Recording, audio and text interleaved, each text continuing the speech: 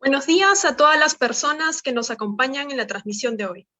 Está con nosotros Carlos Fernández, jefe del programa de Asuntos Penales y Penitenciarios. Hoy, en Defensoría en Directo, hablaremos sobre la ciberdelincuencia en el Perú en tiempos de pandemia. También mencionaremos qué viene haciendo la Defensoría del Pueblo al respecto. Si tiene alguna consulta, puede dejarnos sus comentarios que las responderemos en vivo. Buenos días, doctor Carlos. ¿Qué es la ciberdelincuencia? Buenos días, estimada Roxana. En principio, muchas gracias por esta oportunidad y por conversar sobre estos temas tan importantes actualmente en nuestro país. Sobre la ciberdelincuencia, es importante tener una definición eh, y para que todas las personas de nuestro país puedan manejarla. Es una modalidad delictiva que ha estado presente en nuestro país ya desde hace bastante tiempo y que actualmente en el contexto de la pandemia se ha agudizado, se ha incrementado fuertemente. Entonces, esta modalidad delictiva es importante que se reconozca porque se comete a través de equipos informáticos, o sea, a través de una computadora, a través de una tablet, a través de un celular, en estos smartphones que en realidad ya no son tantos celulares, sino son más computadoras portátiles. Entonces, y lo que se busca es atacar sistemas informáticos y la información que tienen estos sistemas informáticos. Entonces, esta modalidad, como les digo, en este contexto de pandemia se ha incrementado fuertemente. Entonces, y hay una diversa modalidad mediante el cual están actuando las personas. Ojo que no solamente son personas, sino hay empresas dedicadas a esta nueva modalidad. Y ya no estamos hablando del típico delito contra el patrimonio u otra modalidad que necesita el contacto físico, ¿no? Entonces, este delito se puede cometer desde Perú hacia otros países vecinos que están en otros continentes, por ejemplo. Entonces, basta tener acceso al Internet. Y resulta muy importante mencionar que ningún sistema o ningún equipo informático como un smartphone o una tablet o una computadora no es 100% seguro, ¿no? Todo es hackeable. Entonces, en ese escenario es importante partir por esta premisa, ¿no? Que ningún equipo informático que tenemos en casa, en el trabajo, es 100% seguro y por eso es importante hablar de la ciberdelincuencia y estar prevenidos ante este tipo de situaciones y cómo actuar, ¿no? Oh, ok. ¿A qué caso nos referimos cuando hablamos de ciberdelincuencia? ¿Puede darnos algunos ejemplos? Claro, existe en nuestro país desde el año 2013 la ley 30096, que es la ley de delitos informáticos, y la ley 30171. Esta última modifica la primera. Entonces, en esta ley se regula cuáles son las modalidades de delitos informáticos o ciberdelincuencia o ciberdelitos. Entonces, una de las principales y más, digamos, delitos que se han venido dando es el fraude por el email o por el correo o por la mensajería. No sé si a ti, Roxana, a Claro, mí, por ejemplo, varias veces al equipo las telefónico me llamadas ha llegado, constantes. claro, las llamadas constantes o los mensajes de texto o Así los es. mensajes de WhatsApp donde nos dicen que nos hemos ganado un premio y que le demos un clic a una dirección que nos dan. O actualmente nos están llegando mensajes de supuestos mensajes de bancos donde nos dicen que X operación bancaria ha sido bloqueada y que Así es. necesitamos dar un clic. Ya, esa es una modalidad que está empleándose actualmente a través de los mails, del sistema de mensajería, ¿no? Luego tenemos el fraude de identidad. Es capturar nuestra identidad en el ciberespacio para poder perpetrar ilícitos, suplantarnos, ¿no? Eh, También está esta modalidad del phishing, de enviar en los aplicativos que nosotros bajamos en nuestros teléfonos de manera gratuita, juegos, etcétera. Por ahí también es factible ingresar virus que permiten instalarse en nuestro equipo y extraernos información personal. Información personal variada. Tenemos fotografías, videos, documentos que podemos tener en el teléfono, nuestras cuentas bancarias, por ejemplo, ¿no? Entonces, actualmente creo que gran parte de nuestra población ya tiene instalado la banca telefónica o banca por celular, ¿no? Tenemos ahí nuestro usuario y nuestra contraseña y acceso a nuestras cuentas bancarias y a nuestra tarjeta de crédito, ¿no? Entonces, ingresan a través de estos virus y nos extraen la información y esto conlleva a un segundo paso que es acceder a nuestras cuentas bancarias y realizar operaciones fraudulentas. Luego tenemos el robo o venta de datos corporativos, ¿no? Ingresan, pónganse a X empresa, y eso ha pasado acá en Perú varias veces, ingresan a empresas y sustraen la información y luego con esta información sustraída empiezan a extorsionar. Entonces la extorsión o la ciberextorsión está presente. Tenemos un flagelo muy grave dentro de todo este universo de delitos cibernéticos, que es el grooming, que atenta principalmente a niños y niñas y adolescentes. El grooming es una modalidad mediante el cual una persona adulta se hace pasar de niño o niña o adolescente con el propósito de ganarse la confianza, ¿no? Y el trasfondo, aparte de ganarse la confianza, es el abuso sexual, que es progresivo. Entonces, aquí nosotros en nuestro país tenemos, bueno, el tema de la pandemia nos ha obligado a que migremos casi todos al mundo virtual y los niños no son exentos a este nuevo universo que es el ciberespacio, y las clases están recibiéndose de manera virtual, tanto en las escuelas, en colegios, en universidades, en institutos. Entonces, son lugares muy codiciados por esta gente que se dedica a este tipo de delitos por el propósito de poder ganarse la confianza de nuestros niños y niñas, y luego de ahí viene el proceso de abuso sexual, que conlleva a compartir imágenes de parte de su cuerpo. También va de la mano con temas extorsivos hacia los niños y niñas, hasta de amenaza de muerte hacia sus padres. Entonces es un tema que está en nuestro país, está presente. No hace mucho se acaba de desarticular una organización criminal en Trujillo, en el norte del país. Entonces, donde peruanos y peruanas están metidos en estos ilícitos y donde se ha encontrado información de niños y niñas nuestros. Entonces, eso es uno de los flagelos más aberrantes que podemos encontrar en la ciberdelincuencia. Tenemos el sexting, por ejemplo. Esto es lo que hemos estado observando en estos programas de farándula, ¿no? A determinada estrella de local se le hurtó, se le sustrajo videos íntimos o fotografías íntimas, ¿no? Entonces, y luego es circulado por el WhatsApp, pero antes de esto, primero atacan a sus equipos informáticos, sustraen la información y extorsionan.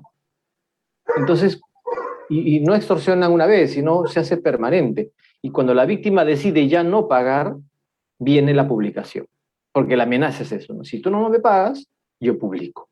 Entonces, y eso es lo que ha ido pasando, y lo hemos visto en nuestra realidad, y actualmente está pasando. Lo vemos en gente que es medianamente conocida en los medios de comunicación, pero al día a día sucede, ¿no? Sucede en relaciones de pareja, sucede también en espacios educativos, y es importante tomar en cuenta. Luego tenemos el ciberbullying y el ciberacoso, que también, por ejemplo, lo hemos visto en el proceso electoral pasado, el ciberacoso, ¿no? Estos ataques por redes sociales a determinada persona, ¿no?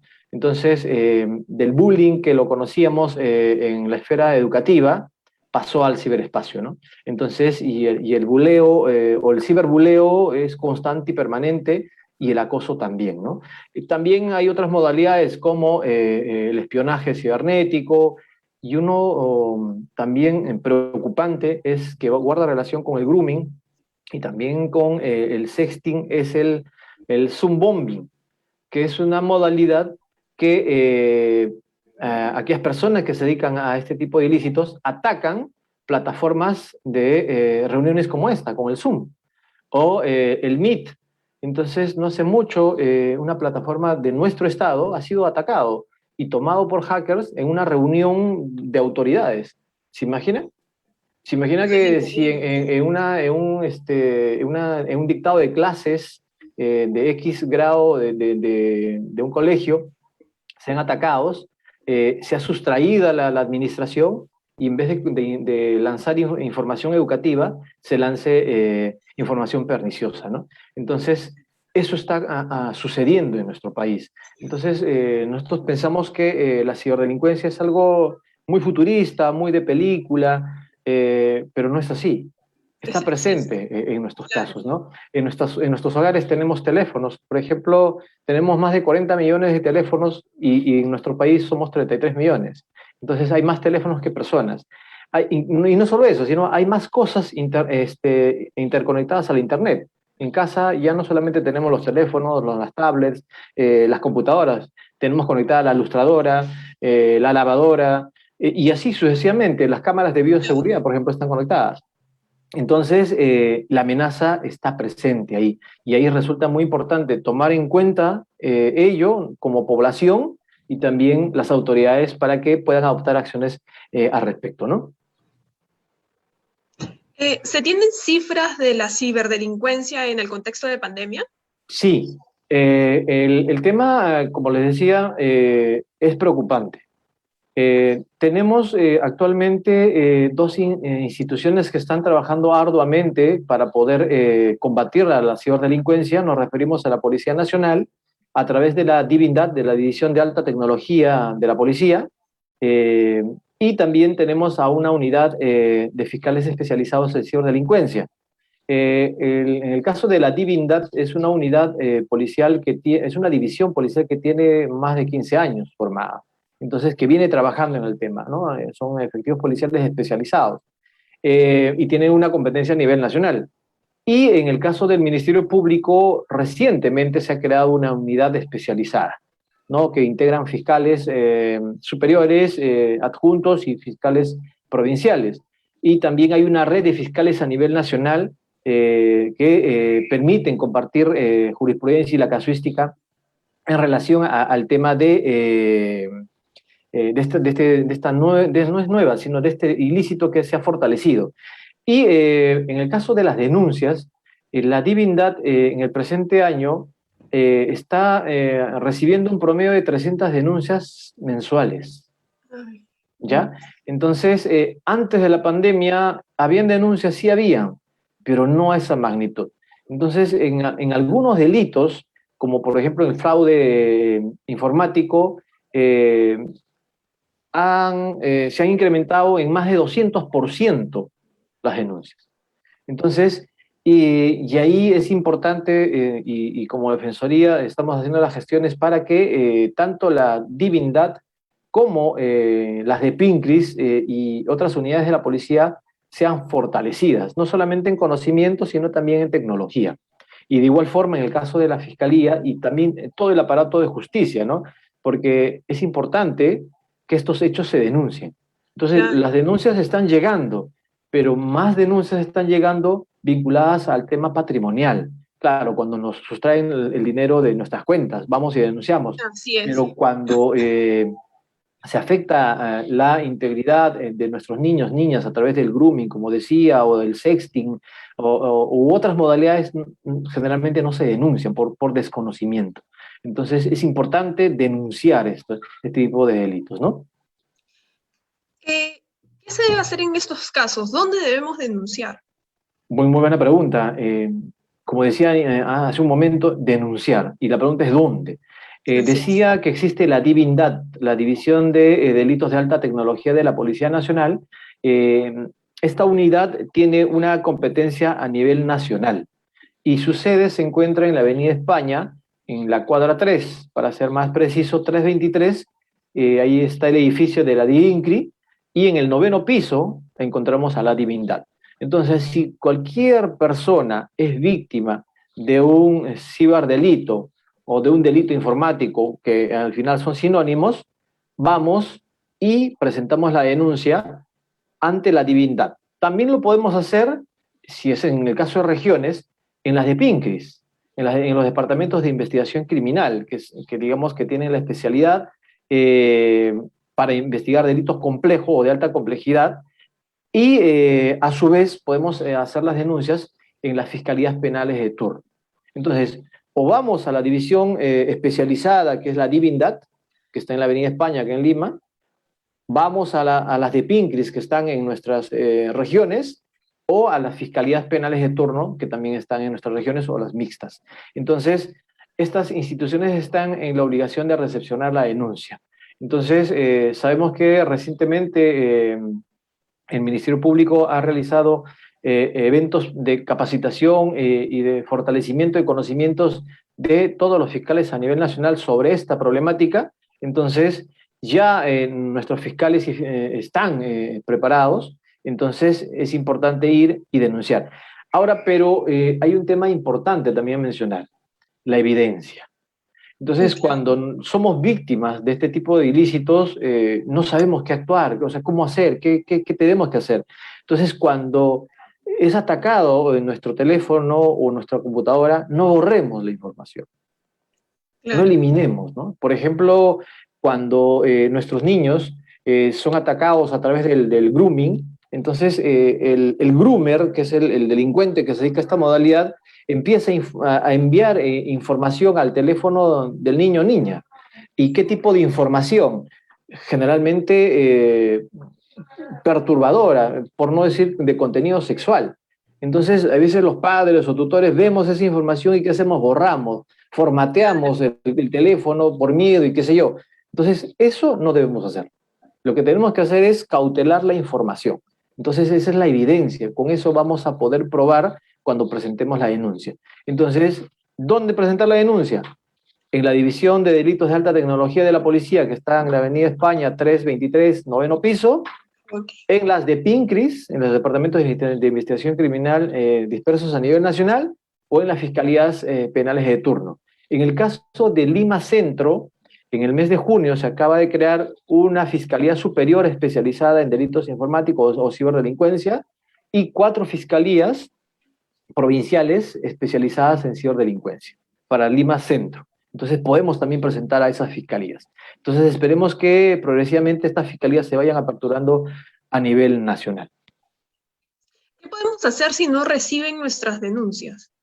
Ahora, es otra pregunta muy interesante. Si es que nuestras denuncias no son recibidas, tenemos varios caminos a poder realizar. Uno, cada institución tiene un órgano de control. Por ejemplo, en el caso de la policía, tiene a inspectoría, ¿no? Entonces, y en el caso de la fiscalía, tiene al órgano de control interno. Entonces, si por X circunstancias se niega la recepción de nuestra denuncia, vamos a los órganos de control. Entonces, pero antes de acudir al órgano de control, también sería interesante recomendar a nuestra población que cuando vamos a una dependencia policial, generalmente somos recibidos por los suboficiales y posiblemente no conozcan mucho el tema y nos nieguen la recepción de la denuncia, pidamos una audiencia con el jefe de la dependencia policial. Expliquemos la situación. Pero si eso no prospera, tenemos a la inspectoría de la policía para presentar nuestro reclamo. Y de igual forma, en el caso de la fiscalía, vamos a la fiscalía a presentar la denuncia, no es el fiscal quien nos atiende, nos atiende el asistente de la función fiscal. Entonces, si persiste la negativa de la atención de nuestra denuncia, pidamos una audiencia con el fiscal. Si a pesar de esas gestiones no prospera, presentamos nuestra queja en el órgano de control del Ministerio Público. Si ambas instancias no proceden, o paralelamente, yo puedo presentar una queja ante la Defensoría del Pueblo. Entonces, tenemos todos nuestros canales abiertos, el Facebook, el Twitter, el correo electrónico o nuestras oficinas dispersas a nivel nacional, las 38 oficinas. Voy y presento la queja. Hoy he ido a la comisaría tal, o a la de PINCRI, o a la fiscalía y no me quieren recibir. He conversado o me ha atendido fulano de tal. Es importante identificar a la persona que nos atiende.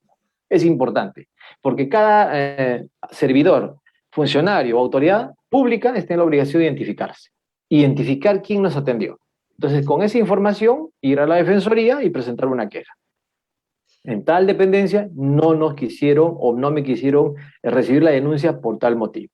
Entonces, nosotros como Defensoría hacemos suya su denuncia, su queja, e inmediatamente accionamos, ¿no? Justo esa pregunta quería hacerle. ¿Qué viene haciendo la Defensoría del Pueblo al respecto? Bueno, nosotros como Defensoría, de verdad que estamos, por decisión del Defensor del Pueblo y de la primera junta la primera junta al defensor, estamos realizando, en primer término, una alianza estratégica con la Oficina de Naciones Unidas para el Delito y la Droga, que es una oficina especializada en ciberdelincuencia y otras modalidades delictivas graves que afectan a nuestra población. Entonces, esta alianza estratégica ha permitido que se lleve adelante un ciclo de capacitación hacia nuestros comisionados y comisionadas a nivel nacional. Entonces, a efectos de poder conocer y especializarnos en esta problemática y a su vez para poder tener las herramientas necesarias para atender a la población. Entonces, estamos diciendo, si es que voy a la comisaría, no me atiende, voy a la de Pincri, no me atiende, voy a la Divinidad, no me atiende, voy a la Fiscalía, no me atiende, entonces voy a la Defensoría. Y nuestros comisionados y comisionadas, al día de hoy, están capacitados para atender esta problemática, para entender la figura, ¿no? Entonces, y orientarlos adecuadamente qué hacer, inclusive, ¿no? Tal vez no he ido a ninguna institución. ¿Qué hago? Voy a la Defensoría y pregunto, y me ha pasado esto, ¿qué hago? Entonces, nuestros Claro. comisionados y comisionadas están preparadas para poder orientar también a la población a reaccionar a este tipo de ilícitos, ¿no? Y en el mes de agosto, ha sido el mes de la seguridad ciudadana para la Defensoría, y hemos realizado a nivel nacional un ciclo de capacitaciones tanto para los integrantes de los comités regionales, provinciales y distritales de seguridad ciudadana, y también otras autoridades en todas las regiones a nivel nacional, y también hacia la ciudadanía en general. Entonces, comentándoles sobre esta modalidad que fortalecida y alcanzándoles tips para que se pueda prevenir, y en el caso de las autoridades, funcionarios y servidores, para que en los planes de acción al 2022 en seguridad ciudadana sea considerado como un problema, esté mapeado dentro de, el mapa del delito, porque todavía nuestra sociedad, nuestras instituciones están pensando en el contacto físico, ¿no? El delito de arrebato, que sí existe, pero si vemos en las cifras, eh, la ciberdelincuencia y sus modalidades estaban en el ranking en el 9º puesto antes de la pandemia. Ahora ya está casi en el 2º puesto. Y la tendencia es para que llegue y desplace a los delitos contra el patrimonio, tráfico ilícito de drogas, a los delitos contra la libertad sexual. Entonces, ¿por qué? Porque ya no necesitas desplazarte para cometer un ilícito. El delincuente ya no pone en riesgo su integridad. Entonces utiliza el medio informático, ¿no? Entonces, y por último, estamos próximos a lanzar una campaña nacional contra la ciberdelincuencia, y de la mano de la Oficina de Naciones Unidas para el Delito y la Droga, UNODC, que tiene sede, para nuestra suerte, en nuestro país, ¿no? Estas son las acciones que venimos realizando desde la Defensoría del Pueblo. Doctor, vamos a responder algunas preguntas de las personas que nos están acompañando en la transmisión. Por supuesto. La pregunta es de Pedro Alejandro Mejía Camargo. Pregunta, tengo esquizofrenia paranoide. Soy paciente del Hospital Víctor Larco Herrera, casi con 31 años, con fármacos psiquiátricos. Hace poco sufrí un robo virtual. Puse la denuncia a la comisaría de José Carlos Mariátegui y hasta el momento no hay responsable. ¿Qué puedo hacer? Ya, en ese caso, si es que un saludo primero a José Carlos. Perdón, ¿cuál es el nombre del recurrente? Pedro Alejandro. Pedro Alejandro, un saludo cordial desde la Defensoría, Pedro. En principio, es plausible lo que hizo Pedro de presentar la denuncia. Eso es importante. Cuando seamos víctimas de este tipo de ilícitos, presentemos la denuncia.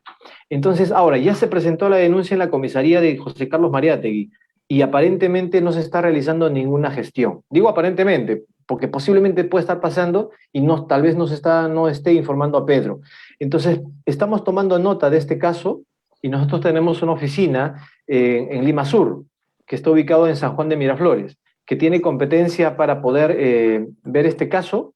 Entonces, no sé si Pedro nos podría dar algunos detalles internas para poder recabar mayor información, saber cuándo presentó la denuncia y luego ya iniciar una investigación y ver a cargo de qué efectivo policial ha sido asignado, o tal vez ya no esté en la comisaría, porque ojo, en el caso de las comisarías, antes las de Pincris pertenecían a las comisarías, era una subunidad dentro de la comisaría.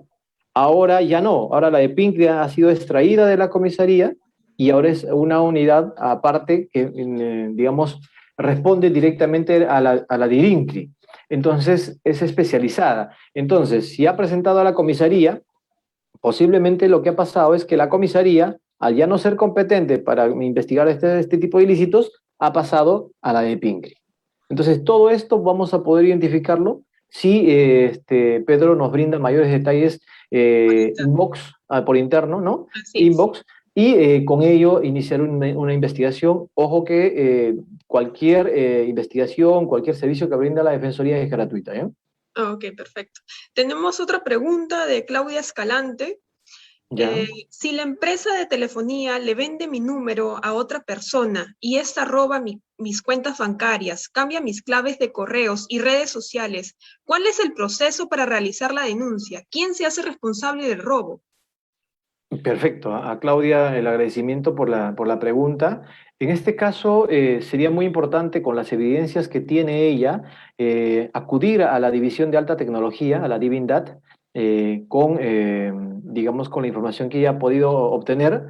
Y esta unidad, como es especializada en este tipo de ilícitos, va a poder determinar el grado de responsabilidad de quien compró la nueva línea, tal vez de la empresa operadora. Entonces, pero sí resulta necesario, inclusive involucraría a la entidad financiera, ¿no? Entonces, porque si estamos hablando de la prestación de un servicio que ha sido interrumpido por la culminación de un contrato, entonces no tendría razón de que la empresa prestadora de servicio le brinde los datos personales sensibles a otra persona y esta, con esta información, puede haber cometido este tipo de ilícito, ¿no? Estamos dentro de un delito o un ciberdelito que amerita ser denunciado y recomendamos a que acudan a la Divindad, a esta unidad especializada, porque estamos viendo que este tipo de ilícitos es un poco complejo, ¿no? Hay varios actores, entonces recomendamos que sea por ese lado.